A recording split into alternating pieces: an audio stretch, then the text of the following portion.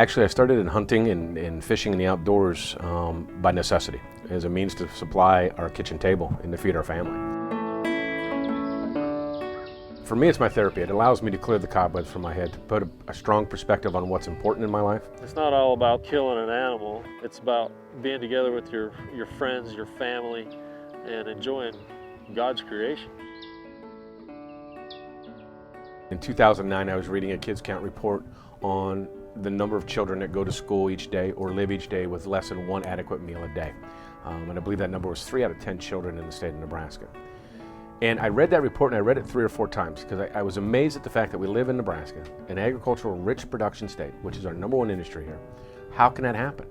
I was even more surprised when I dug in deeper to the report that, like most people, I had the impression that that was an urban issue. It hit me hard then at that point that we have a natural resource in this state. We have an overabundance of our deer population in our state. We're very blessed with that. We can try to help offset that food insecurity with those children. And I found as I started to talk to my fellow sportsmen and fellow hunters, I wasn't the only one that thought the same thing.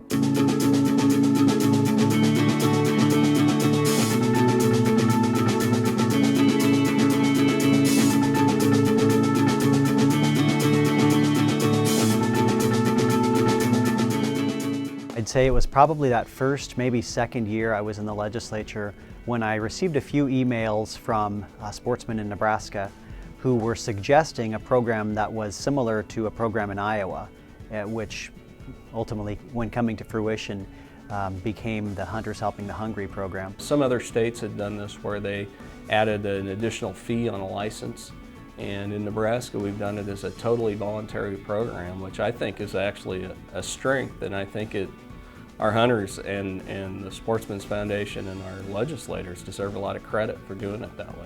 Over the last couple of years, we're talking thousands of pounds that have been distributed to the pantries in almost 30 counties that we serve.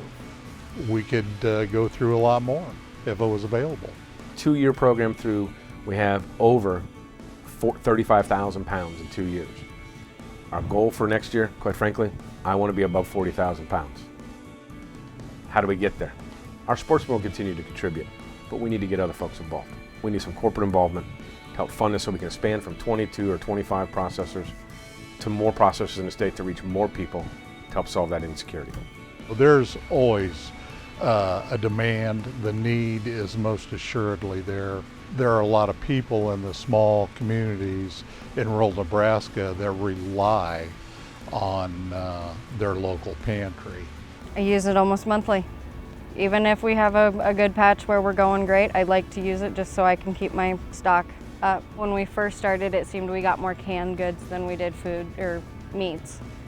But more recently, we've been getting more meats than cans. One thing that we cannot get our hands on enough at the food bank is protein. Meat is in short supply pretty much throughout the entire year.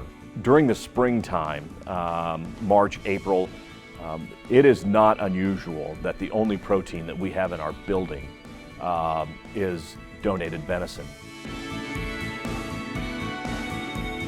There were already groups that were doing this on their own, but they saw the need to do more. There were a lot of people out there that wanted to go harvest more deer, more game, and it gave them the opportunity to go out and do that and not waste the meat, which was huge. What you're seeing is folks like sportsmen, hunters, people that folks really didn't expect to see that kind of help coming from, who are enthusiastic about providing that kind of help. I think I've only seen the first wave of this. It's just awesome. I mean, I just can't say enough how much it can help people. This was an opportunity where everybody had a chance to win. This was a type of bill that everyone ended up supporting. Republicans and Democrats, liberals, conservatives, all the political stripes in between. When you can find agreement on an issue, you know you've got a winner. I would ask everybody that is seeing this, that is here tonight, spread the word. Because at the end of the day, it's the kids, it's the families that benefit, and we have the natural resource to do so.